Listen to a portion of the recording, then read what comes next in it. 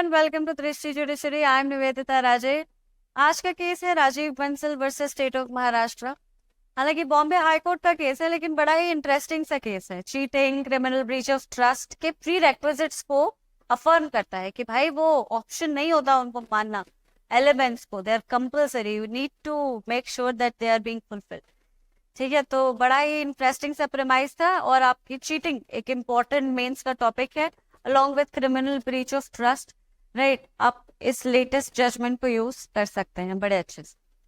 कहानी को समझ लेते हैं। राजीव बंसल जी जो थे वो AIL नाम की एक कंपनी के एम्प्लॉय थे, and the entire case revolves around the legal dispute that he was involved with his senior officials और senior officials of the company. ठीक है, इन्होंने एक धावा बोल दिया था, लड़ाई कर ली थी बिल्कुल अपने सीनियर ऑफिशियल्स के साथ। ये लड़ाई ही पूरी इस केस की कहानी। शुरुआत हुई 2014 से, जब राजीव बंसल को एक इंटरनल इंक्वायरी के तहत डिसमिस कर दिया।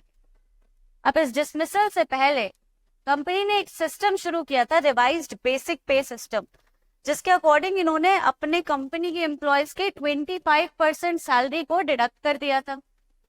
प्रॉब्लम ये थी कि कभी भी सैलरी में अगर डिडक्शन होता है तो वो यूं ही नहीं हो सकता। ठीक है, एक एक्ट है, बड़ा ही जाना माना एक्ट है, और उसका नाम है इंडस्ट्रियल डिस्प्यूट्स एक्ट। आपको भी पता ही होगा इसके बारे में। ठीक है, इसका एक सेक्शन है, सेक्शन 9A। अब इस 9A में प्रोसीजर दे रखा है। इस प्रोसीजर को फॉलो करके ही आप किस सैलरी या एमोल्यूमेंट्स में किसी भी तरह का डिडक्शन ला सकते। अब सैलरी का जो मैटर है वो सीधा आर्टिकल 21 से टच करता है। मतलब अगर आप उसको कम कर देते हैं तो आप सामने वाले का right to life and personal liberty affect कर रहे हैं।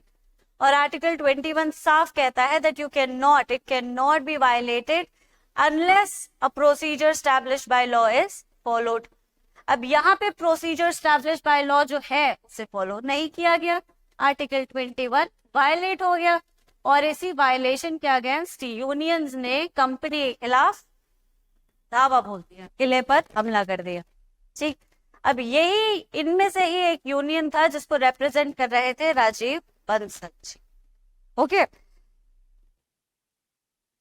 शुरुआत ऐसी हुई।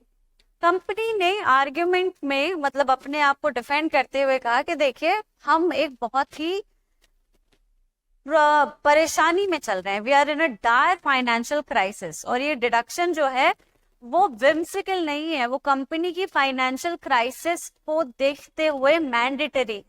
अगर इन्हें नहीं किया गया तो कंपनी का सस्टेनेंस मुश्किल हो जाएगा फ्यूचर में। लेकिन यूनियन कहाँ बात, जब तनख्वाह की बात आती है तो कोई कहाँ सुनता है। इसको हाई कोर्ट में चैलेंज कर दिया गया। अब High Court, Bombay high Court sided और seemed to side with the employees. जो रूलिंग आई वो एम्प्लॉयज को फेवर करती हुई दिखाई दे रही थी। हाई कोर्ट ने कहा कि भाई बात वाकई गलत है, आप किसी भी एम्प्लॉय की सैलरी को बिना प्रोसेस फॉलो किए डिड्यूस नहीं कर सकते, और ऐसा करके आपने जो किया है वो इलीगल है, आर्टिकल 21 को वायलेट करता है और सेक्शन 9A को भी वायलेट करता है। लेकिन there was a man sized but here. ठीक है, लेकिन क्योंकि आप एक बहुत ही बड़ी परेशानी में हैं, आप एक फाइनेंशियल क्राइसिस से गुजर रहे हैं, इसलिए आपकी डिडक्शन को हम अभी अलाउ कर देंगे। Let the deduction stands as of now temporarily. जैसे ही आप अपनी वीकनेस को ओवरकम कर ले, फाइनेंशियल क्राइसिस से बाहर आए, एरियर्स और इंटरेस्ट के साथ उस डिडक्शन को एम्प्लॉयज को पे कर दीजिए। ठीक है, सो हाई कोर्ट को लगा कि भाई ये विन विन सिचुएशन है, इससे कंपनी के ऊपर भी एक हार्डशिप नहीं आती है और एम्प्लॉयज को भी उनका जो पैसा रुका हुआ है वो कभी ना कभी मिल ही जाएगा इंटरेस्ट के साथ। This actually seems like a good decision, लेकिन राजीव बंसल ने इस डिसीजन को एक्सेप्ट नहीं किया। ठीक है, उन्होंने सुप्रीम कोर्ट को इन्वॉल्व कर लिया। सुप्रीम कोर्ट के इन्वॉल्व होते ही कंपनी ने एरियर्स पे कर दी, लेकिन एरियर्स ही पे किए, इंटरेस्ट पे नहीं किए, और ये बना केस का central issue, default in the payment of interest. अब जैसे ही ये डिफॉल्ट आया, राजीव बंसल ने कहा मैं चुप नहीं बैठूंगा, मैं इनके खिलाफ क्रिमिनल केस इंस्टीट्यूट करूंगा, और ये पहुंच गए पुलिस स्टेशन। सेक्शन 420 और 409 में FIR दर्ज करने, cheating and criminal breach of trust. Okay, अब पुलिस ने कहा कि भाई आपके चार्जेस में और आपकी कहानी में क्रिमिनल सब्सटेंस दिखाई नहीं दे रहा, आपके चार्जेस एलिगेशन सिविल ज्यादा है क्रिमिनल कम, और इस वजह से FIR का रास्ता अप्रोप्रिएट नहीं है। और ये कह के उन्होंने उसकी FIR को लॉन्च नहीं किया।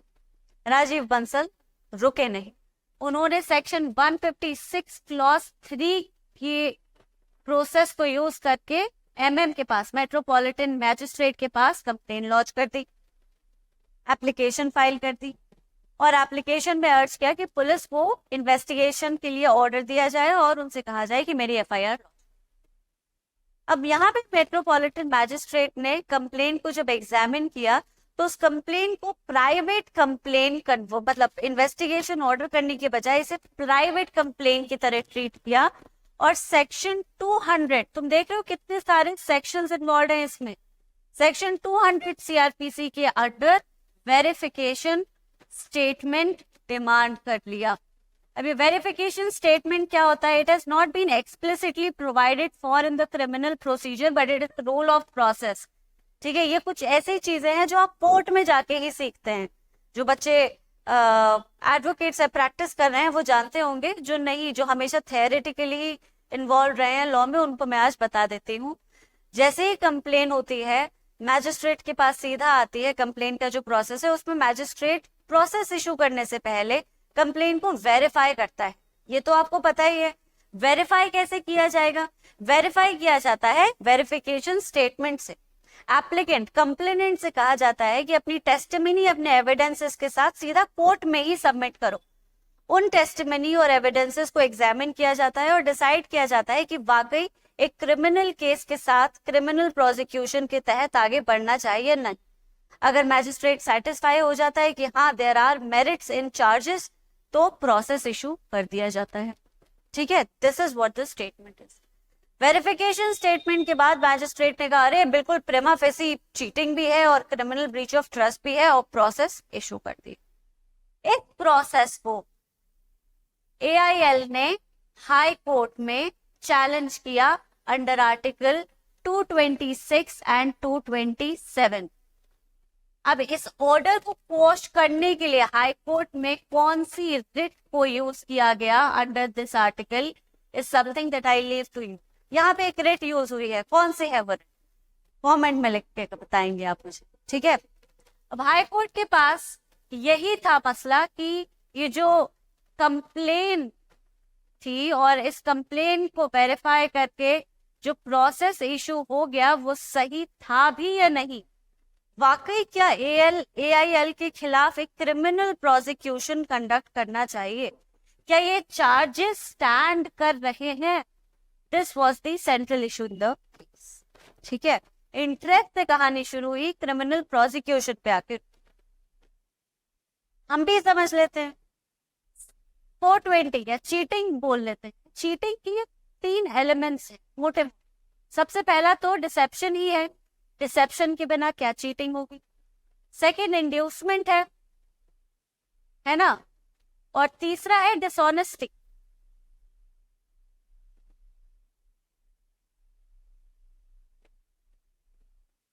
डिसेप्शन, इंड्यूसमेंट, डिसऑनेस्टी मतलब सामने वाले ने छल किया, डिसेप्ट किया, डिसीव किया, डिसीव करके आपसे कुछ ऐसा करवा लिया जो आप डिसेप्शन के अलावा नहीं करते। आपसे झूठ बोला, आपको धोखा दिया, और आपसे कुछ ऐसा करवा लिया जो आप अगर गुमराह नहीं होते तो नहीं करते, या फिर आपको कुछ ऐसा करने से रोक दिया जो आपको करना चाहिए था। और ये सब उसने डिसऑनेस्ट इंटेंशन के साथ किया जिसके थ्रू वो किसी अनलॉफुल गेन की इच्छा रख रहा था। सिंपल शब्दों में यही है चीटिंग। सवाल आता है कि क्या AIL ने जो payment of interest with hold किया उस पर डिसेप्शन, इंड्यूसमेंट या डिसऑनेस्टी का कोई एलिमेंट था? The answer is no.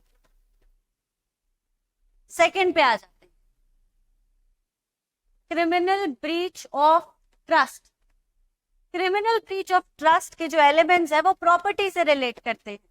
Someone is entrusted with a property और वो प्रॉपर्टी एक ट्रस्ट के साथ दूसरे को दी गई है। इस ट्रस्ट के साथ कि जब तक मैं उस प्रॉपर्टी की देखभाल नहीं कर सकता तुम मेरे बिहाफ पर उसकी देखभाल करोगे। जब मैं वापस आऊंगा तो वो प्रॉपर्टी उसी हालत में जैसे मैं तुम्हारे पास छोड़ के गया था तुम मुझे वापस कर दोगे। अब मेरी गैर मौजूदगी में अगर मेरी प्रॉपर्टी के साथ वो आदमी उस तरह का बर्ताव नहीं करता जिस तरह की मुझे उम्मीद थी, उसे अपने इस्तेमाल में ले लेता है, खो देता है, तोड़ देता है, और ये सब वो डिसऑनेस्ट इंटेंशन के साथ करता है, तो उसने मेरे ट्रस्ट को तोड़ दिया है। He uses that property against the rules of the trust. तो उसने मेरे ट्रस्ट को क्रिमिनली ब्रीच किया है और उस पे चार्जेस लगेंगे। ठीक है, अब यहाँ पे भी डिसऑनेस्ट एलिमेंट है, मेरी बात समझ रहे हैं। And there is a conversion of the property to one's own selfish use. यहाँ पे एक अनलॉफुल गेन की सेल्फिश नीड है, इसीलिए प्रॉपर्टी अपने पर्पस या अपने यूज के लिए कन्वर्ट की गई है। You are using the property to which you are not entitled and you are doing so dishonestly. This is what criminal breach of trust is, when you were not supposed to do it, when somebody kept that property with you on trust. ठीक है, यहाँ पे देखा जाए तो क्या किसी भी तरह की मतलब इंटरेस्ट को जो विद होल्ड किया गया, क्या वो वाकई was it really something that would count as entrusting of property? Interest को विदहोल्ड करना, या मेरा इंटरेस्ट तुम्हारे पास है, मैंने तो अपना इंटरेस्ट भरोसे से तुम्हारे पास रखा है, क्या ये वाकई इंटरेस्टिंग प्रॉपर्टी की कैटेगरी में आएगा? नहीं, it was more like a penalty. ठीक है, एरियर्स के साथ इंटरेस्ट पेनल्टी होती है। Property interest you get it not because you have a right over it, you get it because court deems fit that you get it. आपको वो as a matter of right नहीं मिलता, वो तब मिलता है जब कोर्ट आपको ऑर्डर देती है कि इंटरेस्ट भी दो इसे। जब आप इंट्रस्टमेंट ऑफ प्रॉपर्टी की बात करते हैं तो you are talking about a specific legal right that is bestowed upon you. ठीक है, दूसरा कन्वर्जन, क्या यहाँ पे कन्वर्जन था? क्या इंटरेस्ट को यूज करके सेल्फिशली कन्वर्ट कर लिया गया? Was the interest converted to company's own selfish interest? No. तो ये एलिमेंट भी पूरे नहीं होते, ये प्रीरेक्विजिट्स भी क्वालिफाई नहीं हो रहे, and the charge under the criminal breach of trust also doesn't stand. अब ये दोनों ही चार्ज स्टैंड नहीं कर रहे हैं, तो फिर क्रिमिनल केस प्रिमा फेसी कैसे बना? जब हम इसको एग्जामिन कर रहे हैं तो कोई भी प्रेरिक्विजिट फॉर्म नहीं हो रहा, तो आपने वेरिफिकेशन स्टेटमेंट में ऐसा कौन सा एविडेंस एग्जामिन कर लिया, ऐसी कौन सी टेस्टिमनी सुन ली जिससे आप कन्विंस हो गए कि यहाँ पे तो क्रिमिनल केस होना चाहिए? मतलब आपने वेरिफिकेशन ठीक से नहीं किया, और वेरिफिकेशन किए बिना आप क्रिमिनल प्रोसिक्यूशन के साथ आगे बढ़ गए, आपने प्रोसेस को वायलेट किया है। The entire process that was issued is illegal, और मेट्रोपॉलिटन मैजिस्ट्रेट के इस ऑर्डर को या प्रोसेस को क्वॉश कर दिया गया। यही था। ठीक है, द एलिमेंट्स ऑफ, अब ये जरूरी नहीं कि आप इसको चीटिंग या और किसी उसमें, मतलब चीटिंग और क्रिमिनल ब्रीच ऑफ ट्रस्ट के केस में यूज करें, नहीं, आप किसी भी ऐसे क्वेश्चन में जहां पे एलिमेंट्स की बात हो रही है और आप एलिमेंट्स को मेंशन कर रहे हैं, किसी भी वजह से आप इस केस को बिल्कुल मेंशन कर सकते हैं। ठीक है, law is all about interpretation, you don't have to always make a room for 2 and 2 equals to 4। अगर आप इंटरप्रेट करते हैं और आप एक डिफरेंट एनालॉजी पे पहुंचते हैं तो ये आपका अपना विजडम है, और लॉ आपको ये अलाउ करता है। एलिमेंट्स के आंसर में या एलिमेंट्स को समझाते हुए अगर आप इस केस को यूज करते हैं और बताते हैं एलिमेंट्स की इंपॉर्टेंस, तो ये केस वैलिडली और बहुत ही अप्रोप्रिएटली फिट हो जाएगा उस आंसर। आई होप आप मेरी बात समझ रहे हैं। चलिए नोट्स पे आ जाते हैं। ये the facts, petitioner Rajiv Bansal 1987 से एम्प्लॉयड थे, फिर उनको हटा दिया गया, 25% सैलरी भी काट ली। बॉम्बे हाई कोर्ट ने AILs के नोटिफिकेशन को इलीगल माना। फिर CRPC में सेक्शंस ये सारे इन्वॉल्व हुए, मैं आपको सब बता ही चुकी हूँ। मैजिस्ट्रेट ने प्रोसेस इशू कर दिया। These were the sections that were involve. यहाँ पे कॉमन इंटेंशन को भी यूज किया गया। Common intention obviously because the case was not just filed against an individual but against many individuals, former chairman of AIL, managing director and बहुत बड़े बड़े senior officials. तो सबकी कॉमन इंटेंशन के लिए सेक्शन 34 को तो यूज करना ही। ठीक है, these are the observations. Court noted कि चीटिंग का क्राइटेरिया फुलफिल नहीं होता, dishonest intention from the beginning which was not proven in this case. ठीक है, फाइनेंशियल क्राइसिस की वजह से ये स्टेप लिया गया। अगेन कोई इंटरेस्टमेंट नहीं था प्रॉपर्टी का by employees to the employer, इसलिए कोई लीगल कॉन्ट्रैक्ट ब्रीच नहीं हुआ।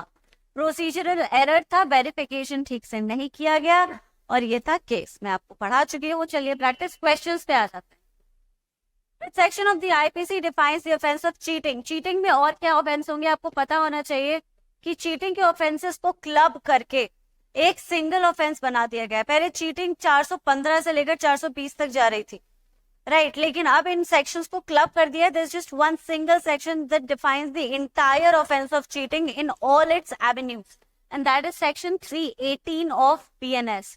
इसे याद रखना है। अब सेक्शन 318 किन किन सेक्शंस का कंसोलिडेशन है, ये आपको अपने कमेंट्स में मुझे बताना है, ठीक है, और इसका क्या आंसर होगा ये भी बताना। Which section deals with aggravated forms of cheating? Which section of IPC involves acts done by several persons in furtherance of common intention? Again, very easy. Differentiate between cheating under section 415 and criminal breach of trust under section 409. How does legal interpretation of the two differ? What is the concept of common intention? ये बहुत important है। ये तो दृष्टि के अपने question है, लेकिन कॉमन इंटेंशन पे आंसर आता है। How does it apply in criminal cases involving multiple accused persons? So these are some very important topics that you should write your answers upon. आपकी अच्छी practice हो जाएगी. Again, I am repeating myself to get those answers evaluated. Otherwise, there's no point. ठीक है, चलिए आज के episode में इतना ही। फिर मिलेंगे इसी तरह के केस के साथ। तब तक आप सब अपना ख्याल रखिए। Thank you so much. Bye bye.